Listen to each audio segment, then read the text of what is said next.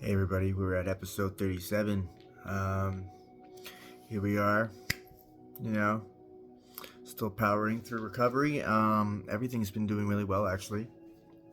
Um, I'm seeing some huge success and strides in my recovery. I still haven't really got really into the step work yet in the program, but the other aspects I'm doing in terms of recovery wise is working with everything to really see some progress. Can't just one form of rehabilitation isn't enough, right? So I have a lot going on right now in terms of that.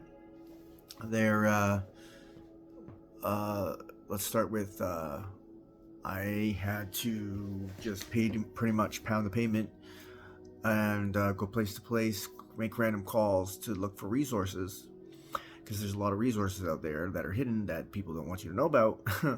But I managed to find a whole bunch just by calling random places that help people, and just like explain my situation, ask if there's anything they can do in any shape or form that would help my situation.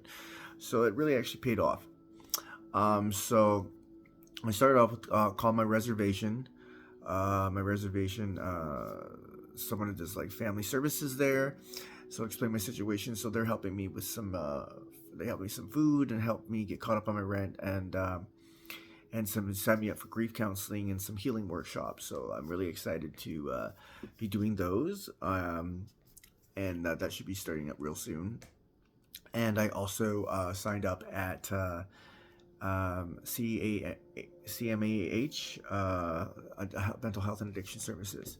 So I also have a bunch of counseling and psychiatrists and all that stuff set up for there. That's going to be also starting within the next couple months, I think. And I also signed up at SOHAC, which is Southern Ontario healing. It's for Aboriginal people. It's like holistic healers and more counseling, family doctor, and other mental health and services and stuff like that, etc., etc. So I have access to those services right away, minus the family doctor and the counseling, but that's going to be like almost 2 years before I'll be able to access those. But right now I have other stuff set up, so by the time those things are exhausted, have more stuff to fall back on to keep it going, to stay healthy. So I'm really happy about that. I also have, obviously the 12-step program, which is helping me stay clean. And I also have, my spiritual, my community center church, which has been just absolutely amazing at everything. They've been a huge major impact in my life, and a great community that's always there for me and love me and support me. So it feels really good to have that. And I also have amazing supportive friends now. I still have my long-term friends that try to be there as much as they can, but I also have a new, tight structure group where we're really there for each other. I have a new sponsor that's really helping me through the steps, and or helping me through the mentor me through the program. That's what I should say. And so that makes a big difference, because I struggled with having a right person do that for the first little bit. But so yeah, there's a lot good happening. And honestly, I'm seeing a very huge difference in how I am with people, relationships, my overall self-esteem, how I handle every situation. And this is just literally the beginning. This is literally just the beginning. And I've already seen like great things happen, and great changes in myself. So that's very promising. I had my live streaming interview about some of my story. Like it was like basically like barely maybe 5% at best of my entire life story, and it was a great success. And I had a lot of great feedback, and a lot of people were able to connect with it, which I'm really happy about, because I really want to you know, connect to those struggling and help them out of the darkness and give them the message of hope, and that there's, you know, freedom from trauma, and there's freedom from addiction, and there's freedom from all those things that we think that we can't break out of. We can definitely get out of them. And I definitely want to help be a voice for that. So that was a good success, and really touched my heart. One of the most memorable, like, great experiences I've ever had in my life. And it's one that I would truly cherish for the rest of my life. And after that, I had somebody else message me about, after they saw that, for some, maybe like some talking, you know, sharing some of my story with some LGBTQ support groups, youth groups, I should say, and some other people. I don't know the details yet, but quite frankly, it doesn't matter what group. I'll talk to anybody. You know, like you know, people, every kind of person can almost relate to that, because we all suffer, and we all suffer. A lot of people suffer in silence, and you know, it's also preventative at the same time. So, like, I'm really happy to be part of that. So I said I would be a part of that, and I'm still waiting to hear. The organization is just getting up and running, but so that's really exciting. Really be able to, like, change some lives, and that's a wonderful feeling. And in a couple days, I'm going down to one of our local radio stations, where they're also going to be playing some of my story. I sent in a testimony of how it's really changed, how that radio station has really helped connect me with my faith. It's a Christian radio station, Faith Radio, and how it really helped connect me with my faith and healing, and how it's made a positive impact. So they asked me to come down and share some of that, and they want to use it for, like, promos and stuff like that. And even our church is doing promo videos, trying to get to a social media launch. So they were going to use some of the snippets from my interview in that as well. So this is some really great stuff. Little by little, you know, it's a great way. It doesn't just give me great motivation to keep going, but it also is like, now I'm getting, like, goal set, like I'm having some goal set ideas about where I want to go, what I want to do. I was very, very comfortable in that moment. In that moment, I knew that's what I want to do. I knew I wanted to help people. I wasn't sure how I was going to do it, but, like, sharing my story, connecting with people, that standing ovation, like, I didn't expect. It kind of made me, it was a different feeling for me. Like, you know, when you've been to the places I've been through, and having people, like, avoid you on the street, and, you know, look down on you like a piece of garbage, it's very different, very, very, very, very different, to have people say they admire you and, like, inspire you. Like, I don't think of myself that way. Like, I probably, there's still part of me that sees the low end of me, that, you know, where I'm coming from, and trying to get away, like, trying to build from and back up to a normal person. So, you know, like, that, it, like, really just made my soul, like, glow. Like, I could feel it just beaming out of me. Like, it's just this, like, oh, I don't even know how to explain it. It's just something in me that just lit up, and it was such a great feeling.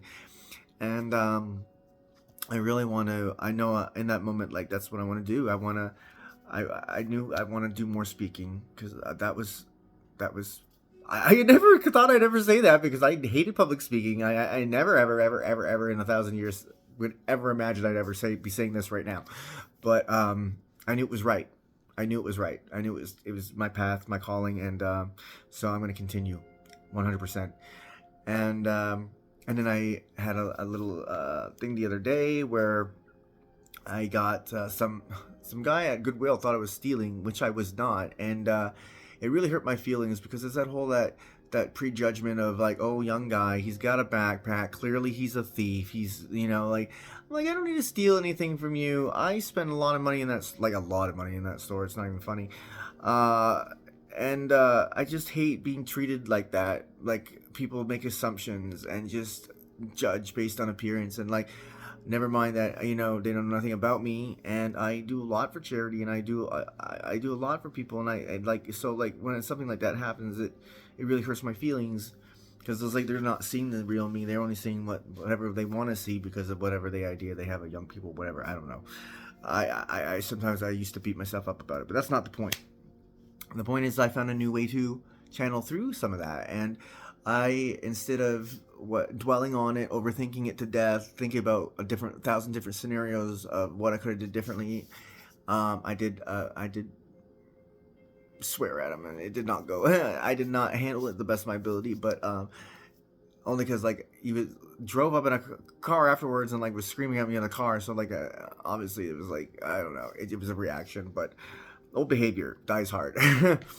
Anyways, I came home, forgive him.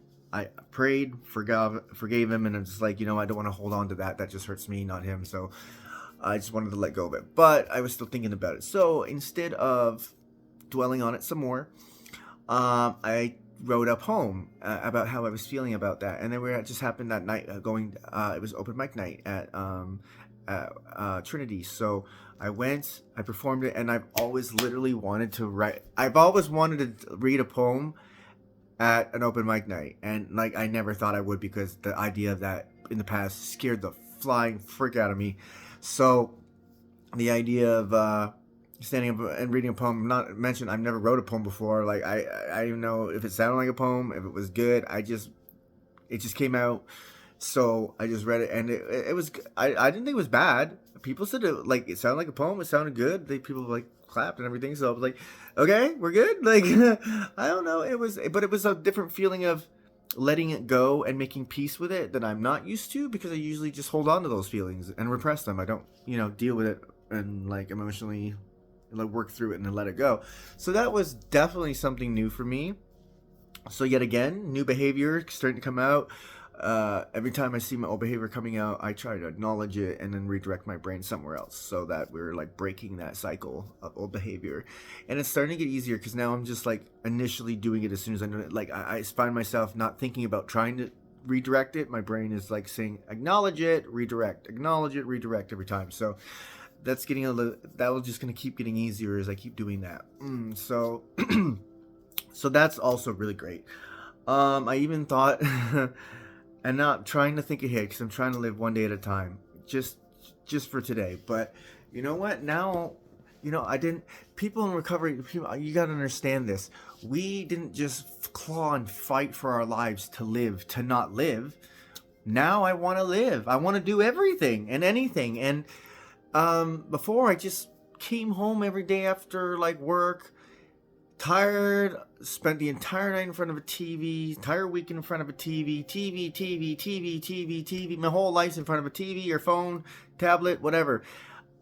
Totally not living. That's not living. It's like, there's, a certain amount of that is fine, but like when your entire free time revolves around that, what the fuck are you doing outside of that? Part of my French. But like, I just feel that it's very, I don't want to do that. I can't even get through a TV show anymore, because it just seems like a waste of time. There's so much other things I could be doing. And, which is hard. It's hard. I know I need to relax once in a while, but like, it's just like, after so many years of it, it's just like, it's all the same stuff. Everything on TV is derivative. And it's just not as exciting. It's really not exciting anymore. But, there's still all the other thing I get into, but it's not the point.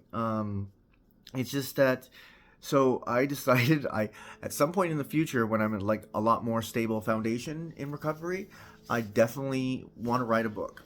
I decided I definitely want to write a book. I got praise for my writing in school. I had some stuff published in the school newsletter. I hated it. I hate. No, absolutely no fun in writing for me. But I'm apparently able to convey like stuff well, and so that's one thing. But like also, everyone said my writing is good, and I'm just like, really? I really don't put much thought into it, because it's tediously boring for me. But maybe writing about my story won't be like that, because 9 times out of 10 when you're writing stuff, it's stuff you don't want to write about when you're in school. So that would be kind of maybe different for me. But like, I feel like I definitely want to write my story, and you know what, I would love it if it got turned into a movie, and I want Zac Efron to play me, because yeah, that just seems right. I think he would be a good me, and he's a good actor, and I really idolize him. So I would love that, absolutely. Although, I want to get into acting too still some more, and who knows, maybe I could play myself. But yeah, the options are definitely endless. My singing's getting better at choir as well, and I do want to do more TV and commercials and stuff like that. I want to get into entertainment at some point. I do enjoy that. I really, really enjoy the idea of being, uh, playing different roles, and I want to be in a play at some point, and I want to get better with my music and maybe do something with that. So life, recovery's got me back choices, and there's just so many stuff I can do now, and I really want to live to the fullest. And I haven't had any thoughts of relapsing, no thoughts of using. Well, the occasional one runs by my mind every now and again, but like that's not gonna happen ever.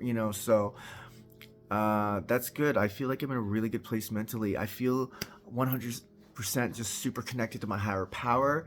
I feel connected to my soul's purpose. I know where I'm going. I know what I want. I know where I'm going to get there, and I plan to work really hard to get there. And knowing that I have purpose in this world is a whole kind of inner peace I've never felt before. It's a very different feeling, other than the gut wrenching pain that I was used to. My spirit feels just super alive, and I know I'm important to the world, and that's a beautiful, just absolutely beautiful feeling. I never felt that before. I always thought like I was just invisible in the world, or a burden in the world, or unwanted in the world. So this is a big deal to feel this now, and honestly, I'm so grateful. I'm so blessed. I am so incredibly happy with my life, because it is truly spectacular. And yet again, it's just beginning. Like the real healing is just beginning, and it's only going to get better. And I know there's going to be hard times and hard days and times where I want to scream at the top of my bloody lungs, because that's just the way life is. But yeah, I know I can handle it now. I know I have all the right support. I have everything going for me. I have everything set up. It took a long time to get here, but like better late than never. I really feel like I learned a lot from my last few relapses. I really feel like I really was just after reflection, I feel like I was really scared to transition. I knew I was at a peak point in my life where I was gonna hit a major transition. I felt something coming. I felt like this, like I was on the cusp of it. You know what I mean? And that's scary. It's scary, and I don't know what was gonna happen. But I realized that I was just scared and not ready, and I had to let go of that. I pray. I just let go of all the fear. I don't want to hold on to fear and worry. I am excited for what comes. I'm excited for the good days, for the bad days, because I've earned them all. I've earned everything that's coming, because like I'm not just letting life happen now. I'm not just sitting here being a victim. I'm strong. I'm truly strong. And my whole point of view is changed a lot, because I heard one of the best things in the rooms on my program, that we're not in these rooms because we're weak and we're victims. We're in these rooms because we're strong. We're the strongest of all the people out there that are addicts and have struggled through trauma and heartache and pain and horrible life situations, and we endured and we survived and we got there. We're the strongest of the warriors, in terms of like having to go through that kind of stuff and still be alive.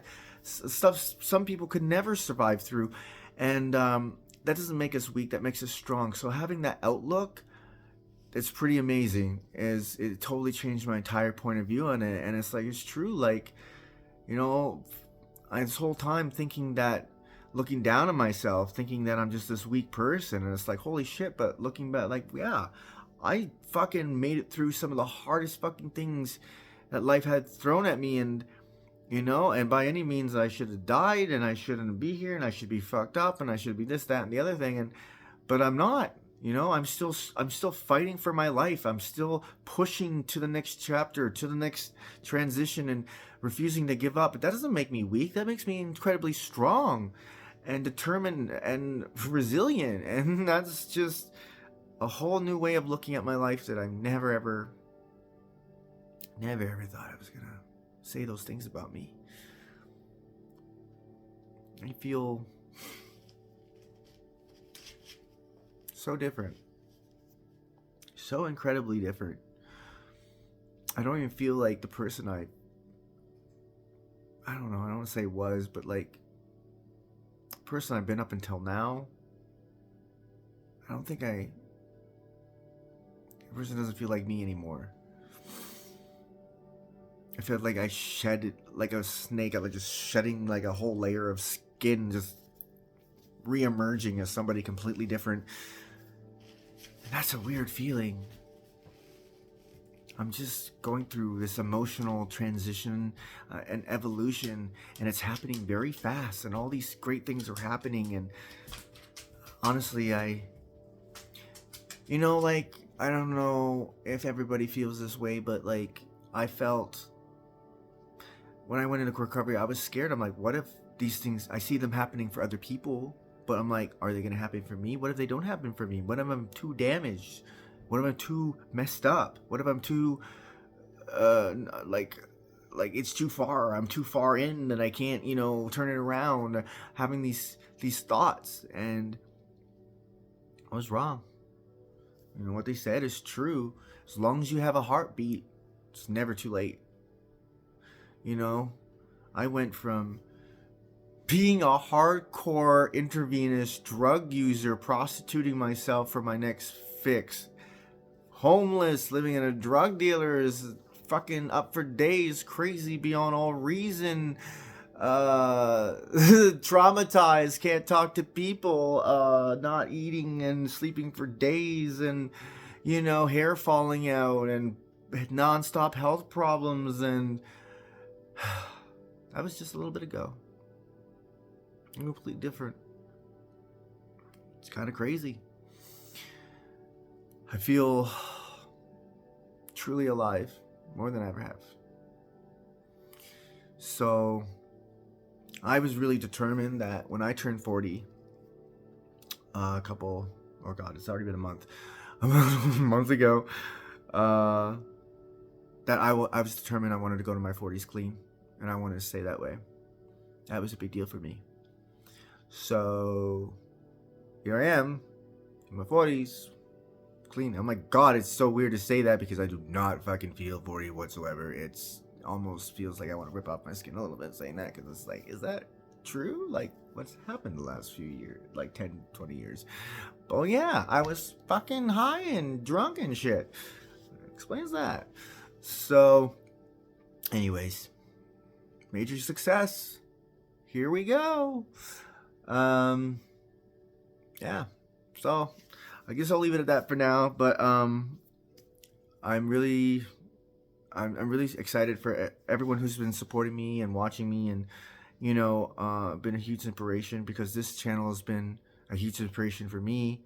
When you guys reach out to me, message me, and tell me to keep going, and you're rooting for me, like, honestly, those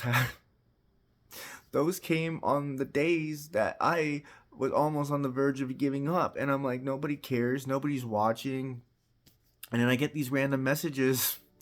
You guys know who you are, and it, like, literally, I have no idea how much of a difference you made. You are part of the reason I'm alive and doing well right now. So give yourself some credit. Like, that's amazing. Like, I don't think I could be here without your support. I know I couldn't be here without your support.